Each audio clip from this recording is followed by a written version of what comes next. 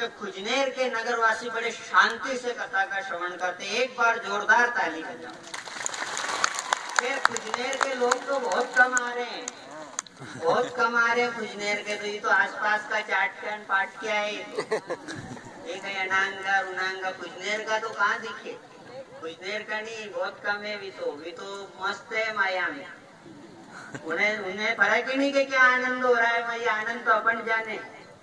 तो ध्यान रखे, कथा में आएंगे बड़े भाव से। यदि आप सुनते हो तो एक सुंदर सी कथा आपको बताता हूँ। बोलो सद्गुरुदेव भगवान की। एक बार क्या होता है, देखो हमने आपको बताया था कि कर्म की गति गहन होती, आपको किसी से मांगना नहीं पड़ेगा। और कर्म में यदि भाग्य में होगा, अगर पुण्य है, पुण्य की बदौलत आपके जीवन में बहुत कुछ आपको मिल जाएगा। वो आपको बताया था नहीं कि यदि जीवन में पुण्य रहा आपके, तो आपको यदि बंदर भी बनना पड़ा, योनि से कहीं गलत बिगड़ गई, तो आपको भगवान उन पुण्यों की बदौलत मेहंदीपुर का बालाजी का बंदर बनाए। और यदि पाप ही पाप किया और बंदर की योनि मिली, तो फिर एक मदारी के हाथ में दे दे, आखिरी जिंदगी नचाए। देखो वो भी बंदर है और वो मेहंदीपुर बालाजी का भी बंदर है। वो लड्डू खा रहा है, चने खा रहा है, लोग खूब खिला रहे हैं, पड़े तो नहीं खा रहे। कहते हैं कि जेतीपुरा का बंदर मालपुआ खावे, दूध पीवे सा अतरो दूध। जब दूध चढ़ता है ना पर्वत के, तो फिर बंदर दूध पीवे। और मदारी का बंदर से पूछी कि दादा थारे 4 घूंगड़ा भी नहीं है, 4 घूंगड़ा भी नसीब में। मदारी धन भर नचावे, घूंगड़ा भी नहीं दे। क्यों नहीं दे साहब? क्योंकि उसको पाप भोग रहा है। और यदि पुण्य रखा है, कोई पर्ची वाला काम, ये अगर साथ में रखी तो निकल जाओ। और देखो पुण्य को और पाप को समझ लो, और थोड़ा गौ माता को भी समझ लेना, इसीलिए कि गौ माता की महिमा क्या है। यहाँ से वहां तक बड़ी शांति से समझे।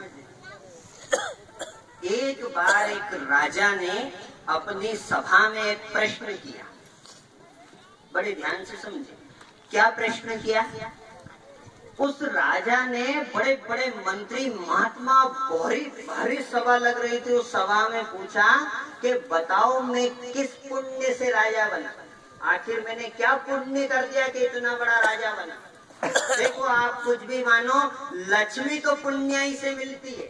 अगर मेहनत से मिलती तो मजदूरों के पास बहुत होती, और बुद्धि से मिलती तो पंडितों के पास बहुत होती। लक्ष्मी तो काहे से मिलती है?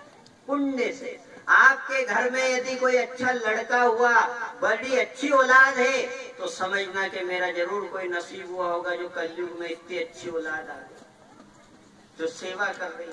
तो सेवा किसके भाग्य में? यदि ध्यान रखना, कलयुग में आपकी औलाद आपको रोज चरण छूती हो, तो समझ लेना कि ऐसी औलाद बड़े भाग, जरूर कोई बहुत बड़ा यज्ञ करके आया होगा जो ऐसी औलाद। तो कहाँ मिलना साहब? क्योंकि स्वर्ग नर्क हम तो ज्यादा आपको लफड़े में भी नहीं पाड़े, हम तो स्वर्ग नर्क में विश्वास नहीं रखते हैं। सड़क करने देखो, कोई ने नहीं देखो, मैंने भी नहीं देखी, खाली सुनी है। अब आपने देखी हो तो मोह नहीं हाथ, मगर मैंने तो स्वर्ग नहीं देखा। मेरा तो ऐसा मानना है कि स्वर्ग भी यही है और नर्क भी यही है। नहीं आए? देखो थोड़ा इस कथा के पहले भूमिका बन जाएगी तो कथा जल्दी समझ में आएगी, तो ऊपर निकल जाए। इसलिए सुन लो थोड़ा सा कि स्वर्ग और नर्क यही है।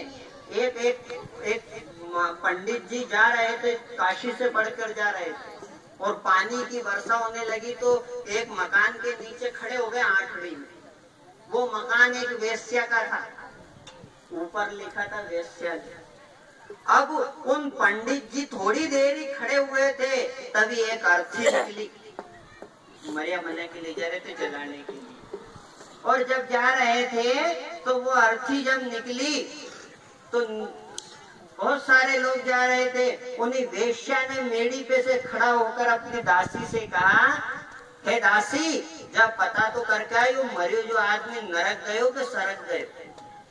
वह दासी गई और थोड़ी देर बाद आई तो उन्हीं वेश्या से बोली कि यो आदमी तो स्वर्ग में गयो। स्वर्ग में? अच्छा ठीक है। फिर भी पंडित जी सब सुन रहे हैं। फिर थोड़ी देर बाद एक और अर्थी निकली, उन्हीं के पीछे भी 4-5 आदमी उसे टांग के ले जा रहे थे। और अर्थी जब निकली तो फिर उन्हें वेश्या ने उन दासी से की कि दादा एक ही पत्तो करके यो कहाँ गयो। तो वह दासी गई, फिर आई, फिर कहा यो तो नरक गयो, नरक।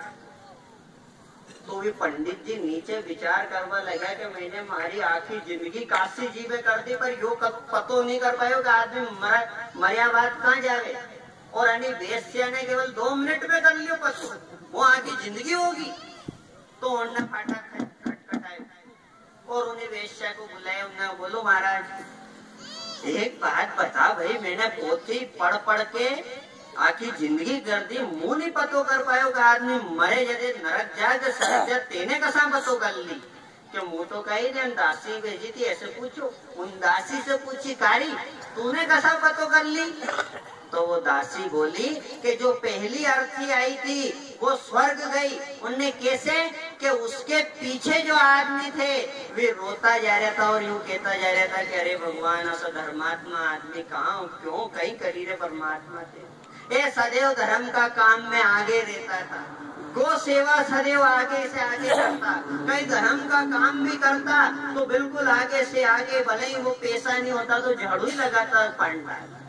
पर इतना धर्मात्मा सदैव सबके सुख दुख में काम आया, ये इतना सब रोता जा रहा था साहब। तो मैंने पतो करी गई आदमी जरूर स्वर्ग गए हो।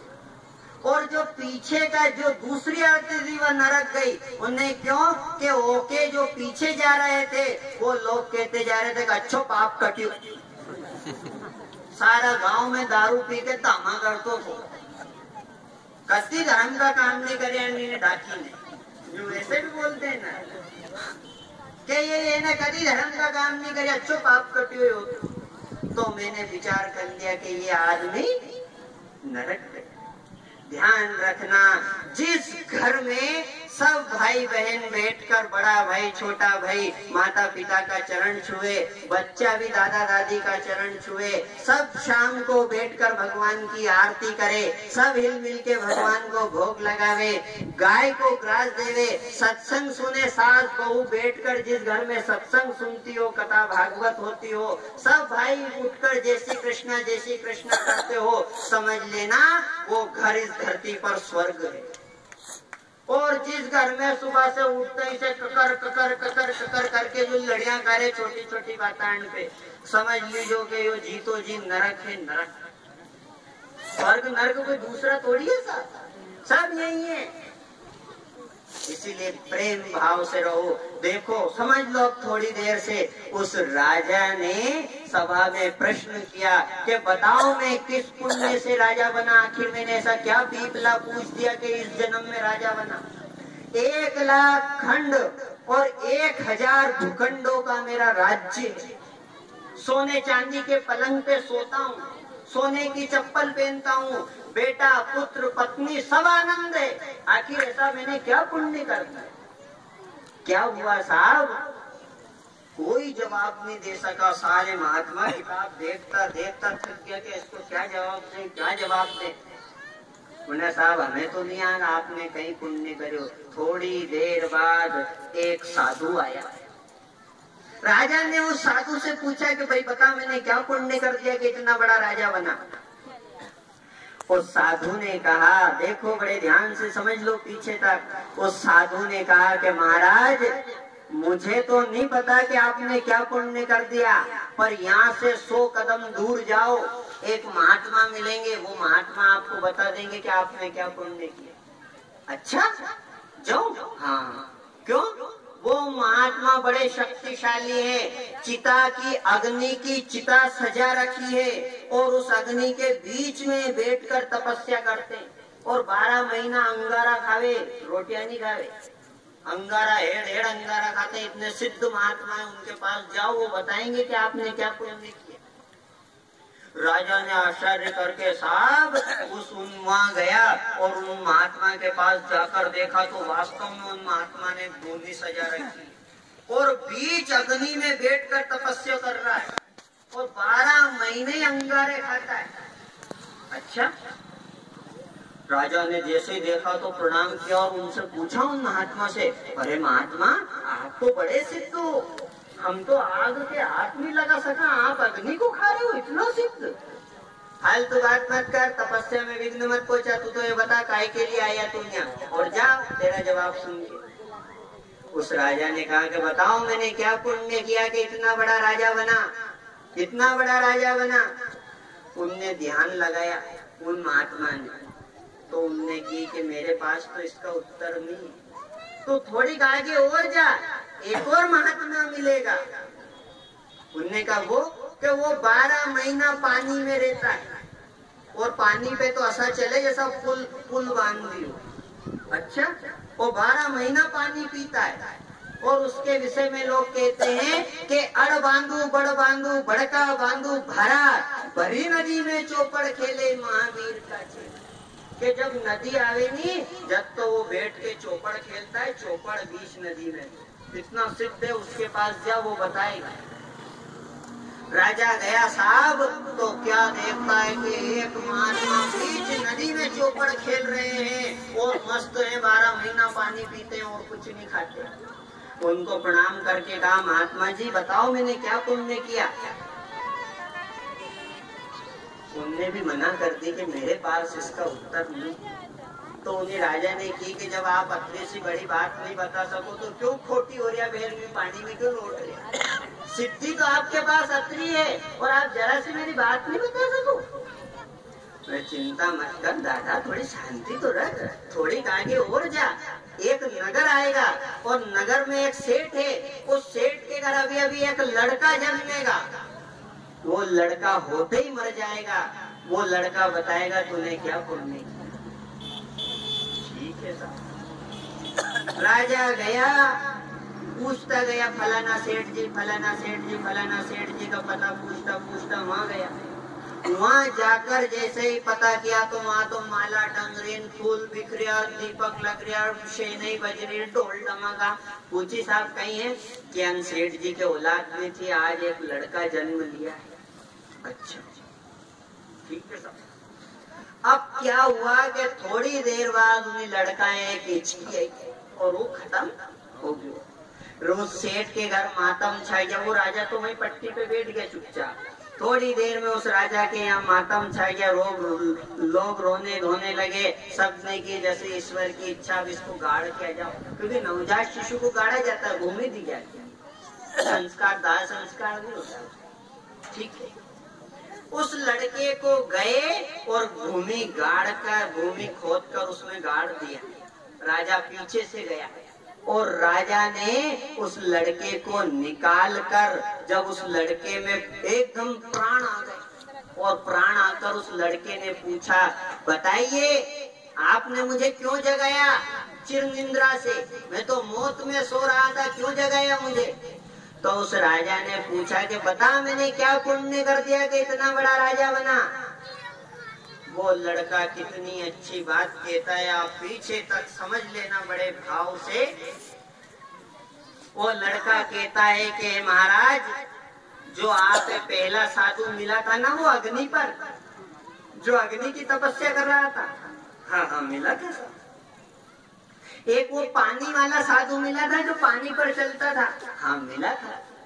एक तो वो अग्नि वाला साधु, एक पानी वाला साधु, एक मैं और हे राजा एक तू, अपन चारों उस जन्म में भाई थे और ब्राह्मण की संतान थे और भिक्षा मांगकर खाते थे। फिर क्या हुआ? एक दिन अपन भिक्षा मांग रहे थे, 8 दिन तक अपन को कुछ नहीं मिला। 8वें दिन जाकर एक रोटी मिली। उस रोटी को अपन ने 4 हिस्से में बांट लिया और एक एक टुकड़ा अपन चारों भाइयों ने ले लिया।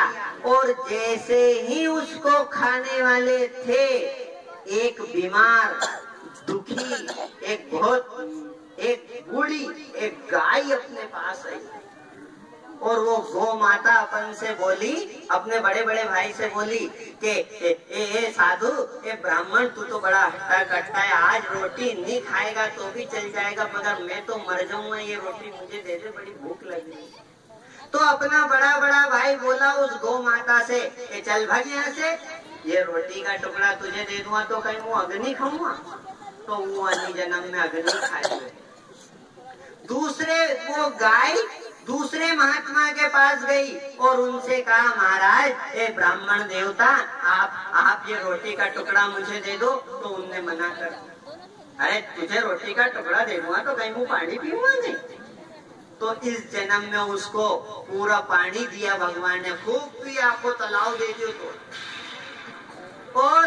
और जब वो गाय, हे राजन, जब वो बालक बोलता है कि हे राजन, जब वो गाय मेरे पास आई थी तो मैंने यूं कहा था कि भाग यहाँ से, ये रोटी का टुकड़ा तुझे दे दूंगा तो मैं मरूंगा किसी।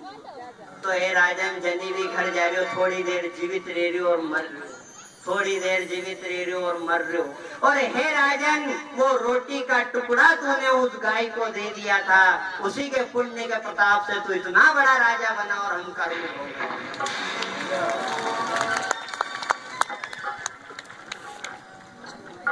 वो रोटी का टुकड़ा उस राजा ने गाय को दे दिया था और वो बालक ने जैसा जैसा कर्म प्रधान विश्व करी राखा, जो जस करे तसई फल जाए।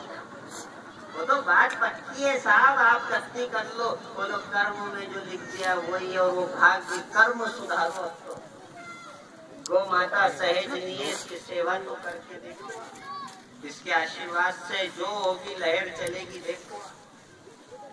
इसलिए बड़े ध्यान से कथा को सुनना। उस राजा की आंख में आंसू आ गए, राजमहल में आकर गौ सेवा में लग गया, सब कुछ त्याग दिया। आपसे सब त्यागने की नहीं कह रहे हैं, केवल दो चीज कह रहे हैं, गौ माता को संभालो। इसीलिए तो आपसे कहा है कि साहब, अगर गौ माता की जगह और कोई देवता होता और अतरा कष्ट में होता तो कभी का पसंद कर देता कलयुग। पर गौ माता क्यों सब्र कर रही है, क्यों कर रही है? क्योंकि वो माँ है। अगर और कहीं का देवता होता, जैसा हनुमान जी होता, जगह हनुमान जी क्या करो ही नाटक, पागल कर दे भी एक ही उजाड़ पुजाड़ कर दे, पर गौ माता सहन कर रही है क्योंकि माँ है। माँ देखना, बेटा अगर कोई माँ पे हाथ भी उठा दे तो वो माँ ये मान ले, रे बेटा तू भी मान ले, सोची थी कि तू बड़ा होके सुख देगा, आखिर जिंदगी तो तेरे बाप ने मारा, तू मार। बड़ी पीड़ा से कथा है। इसीलिए तो आपसे माँ बाप वाला वो सिस्टम समझाया था कि माँ बाप के जीवन में दो बार ही आंसू आते हैं, दो बार ही। बताया था नहीं आपको, कब कब? एक तो लड़की घर छोड़े विदा होती है ना, जब माँ बाप की आंख में सच्चा आंसू आता है, और एक लड़का घर से अलग होता है जब बाप की आंख में सच्चा आंसू आता है कि आज मेरा एक हाथ कट गया। इसीलिए तो आपसे कहा है, उसी दिन तो समझाया था कि किसी होटल में ठहरो तो हजारों रुपए किराया दे देते हो, एक होटल में कमरा एक रात का। माँ की कोख में 9 महीने तक ठहरे, उसका किराया तो दो रहे। सेवा ही कर दो, अपन ऋण तो नहीं उतार सकते माँ का। बेचारी आप कुछ मत करो, बस जाते जाते यदि माँ बाप से पूछ भी ली, वो माँ कहेगी, अरे भैया ये देखो तो, ये आज एक दादी आखिर रात से खांस रहा, बेटो तैयार होके चल गयो, पर उन्हें नहीं पूछी कि पिताजी तमें रात को खांसी क्यों चल रही? बस अतरी पूछ लो नहीं आप तो उनकी आत्मा मान जाएगा। आज तो छोरा ने खूब करी भैया, ए वो 2 दिन से माथो कर रही थी तो गोली लाके देती हो, आत्मा खुश हो जाए। क्या मांगे बेचारी, बुढ़ापे में 2 रोटी भी मुश्किल से पचे, काहे की आस करे? आशीर्वाद तो यही देती है। हम तो बड़ी पे, और अगर नहीं मानोगे और अगर अपने कर्म चला रहे हो, नहीं कर रहे हो, तो सुन लो, आने वाली आपकी औलाद भी ऐसी निकलेगी। वो सब देख रही है, ऐसा मत देखो। एक छोटी सी घटना है, आपको बता दे, पकड़ में जाए तो पकड़ लेना कि एक बार एक बसाप बिल्कुल बुजुर्ग हो गया बेचारे, बाप ही था, माँ तो खत्म हो गई थी, तो बसाप भी बुजुर्ग हो गया, आँखें से अंधा हो गया, अन्न नहीं जाए, पानी भी कूड़ो तो निकल जाए, खकर खकर हो गया शरीर, धोती में ही गाड़ देता, खाट पे सब खराब कर देता, बाथरूम तो नौ बांस रहता घर। और वह जो नई बहू आई थी वह सेवा नहीं करता। तो एक दिन उन्हीं से बोली, उन्हीं आदमी से कि तुम तो देखो दादाजी की सेवा करती करती परेशान होगी, तुम तो एक काम करो, हमारी बात सुनो, तो अब नहीं रखेगी। उन्हें कहीं कि तुम तो आने जाओ और कहीं जंगल में छोड़ आओ, मार से नहीं होगी अब से। तो उन्हीं लड़का के अब बात जमगी कि तू कह रही जरा ठीक है मुंह ले जाऊं नहीं। तो उन्हें जो है नहीं उन रात को 12 बजे बैलगाड़ी में बेल लगा के और उन बाप है तोप के वो बैलगाड़ी में रख के ले जाने लगा। उन्हीं के भी एक 7-8 बरस को नानो थो एक छोटो। वो रोबा लाग जो मुँह भी साथे जम्मा पिताजी कहाँ जा रहा है। तो उनने की कि ठीक है ए यो रोग हो रही सब आसपास का उठ जाएगा तो तमानिया बिठा ले जाओ भैया यो रोग हो यहाँ बच्ची टा खा को। तो उनने उन्हें बैलगाड़ी में बिठा लिया उन्हें नाना। अब वो नानो बैलगाड़ी चल रही है और वो नानो पूछ तो जा रही कहो पिताजी पापा अपन दाजी कहाँ ले जा रहे। तो नानो के वो लड़को के वे के बेटा रे ये मर गया नहीं तो अपन जंगल में छोड़वा जा रहे। तो नाना थोड़ी तो बुद्धि थी उन्हें कहो पिताजी उनकी सांसा तो चल रही। तो उन्हें कहे कि बेटा जब आदमी बूढ़ो हो जानी तो समझ लीजिए कि मर गयो और ऐसा ठीक है। बैलगाड़ी जंगल में पहुंच गई उनने जो है असा छोड़ेगा तो कहीं जानवर खा कू जाएगा। एक गड्ढो खोद के उन्हें डरता है।